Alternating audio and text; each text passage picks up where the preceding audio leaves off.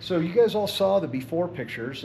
We had a 300 XCW factory edition that looks a lot like these two. This one just came out of the crate, and except for putting handlebars on, this one doesn't have a lot of bits and pieces on it yet. But you remember when we showed you that one, Brian's new bike? Well, this one now looks a little bit different. We've done a few things to it. Now, the most obvious is all this blue, right? All the blue and orange. For those who may be watching that don't realize it, this is actually a KTM Power Parts plastic kit. They're plastic kits. They do have a 2-year exclusive deal with the Chirbies to produce plastics after they design a new set of plastics. They're very reasonably priced. Instead of looking at the aftermarket, which you're going to have difficulty finding any now, I believe the MSRP of the plastic set for this bike is $209.99. You can also see that we put a graphics kit on it. I want to say the graphics kit is, I don't know, it's between $125 and $150, $146.99, something like that. I'm probably off by a few dollars. The graphics they offer are extremely high quality. They lay down beautifully. You can see, by the way, if you're scared to do your graphics, a lot of folks don't like to do these. We will happily assist you with that.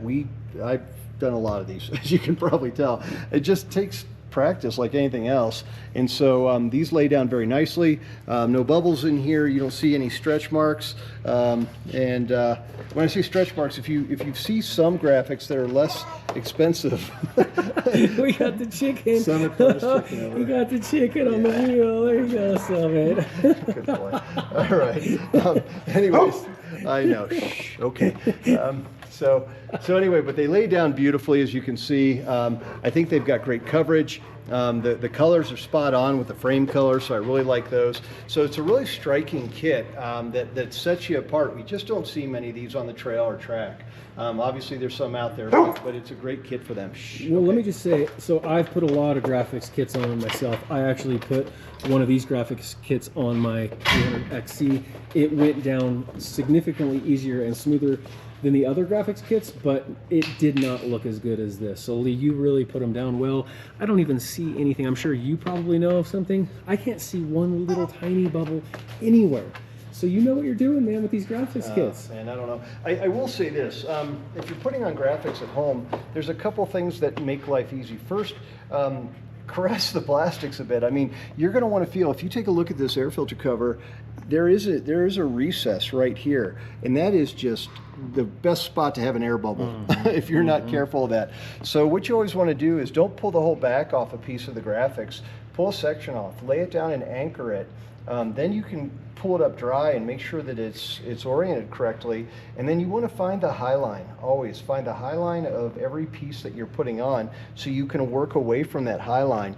Anytime you're taking a piece of flat vinyl and fitting it to a complex set of curves, there's going to be challenges. And so they do lay down nice with a little bit of patience. I do these all by hand. I don't use tools, and I very rarely use heat. Actually, tell you what, I use heat after I've laid it down to activate that adhesive once it's in the right spot, and making sure that I don't have any bubbles or things like that. So look, man, there's a lot of people smarter than me about laying down graphics, but we do get an opportunity to practice them here quite a bit, and every once in a while they come out really nice. So that's a service you guys offer then, as an actual service. Awesome. So and yeah, generally my guys aren't doing it, I'm doing it. So just something, practice makes perfect, I guess.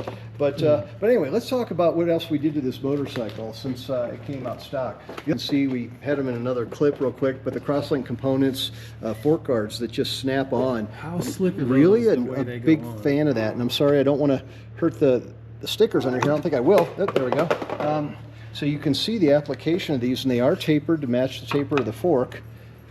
And they just go on like so. Smooth. So they're really beefy. I don't think they're going to come off while you're riding or in a crash. Yeah. So a nice piece here as well. Good looking piece too, man. It just adds that black accent to this bike. Oh, sure. They've got the lower and uppers here, so those were added on there. Speaking of crosslink, we did add the swing arm guards on there as well. You know, the thing that's really interesting about these is how tough they are, but also how they adhere. Now, they do use a really large industrial zip tie up here on the forward edge. Back here, they're hooked on in a way that I haven't seen through it from other manufacturers. You actually pull out your adjuster nut and bolt there. There's a small bracket on the back of these guards here, and then those just go right through that bracket, so they're not coming off.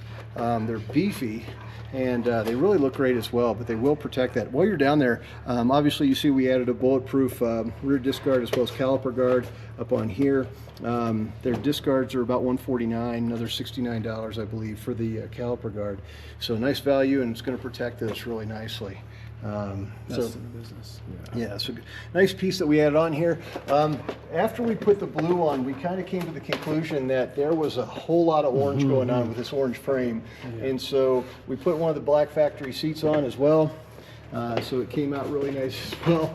Guys, we have a few interruptions here. I'm sorry. Summit has his tools and he likes to go to work. So hey, Summit's going to work. So what else did we add to this? I'm sorry, a little bit of noise from the snowmobile coming in. I think, John, or Brian, that's about it that we added to this. I know we've got a couple of things that you're going to put on when you get home, but I think these are the big changes for now. Yeah, we got a bunch of other cool stuff we're going to be doing to this bike. So just kind of a start, and really just the bike looks incredible. I think the blue in person is just a really cool blue. It's almost, it's like a color they did with Audi back in the day or something. I can't really place where I've seen this color before, but it just looks fantastic. So they did. Audi made an S4 of this color. It's fantastic. Gorgeous looking bike. Much better looking in person. Then you get to see what they look like stock. So I don't really like to destroy my factory graphics on any bike right off the bat because they're super expensive. So I like to put a graphics kit on like this with a plastics kit, and Lee offers those services here at Mountain Dirty Motorsports. This place, guys, you've seen our videos before. It really is the best. This is the kind of customer service not only I get, but lots of people get. So many of my friends have bought bikes here that they are just really impressed with it. So thanks a lot, Lee. This bike is good looking. You did seriously an awesome job with it. I couldn't be more thankful. So thanks again, man. All right. Thanks, Brian.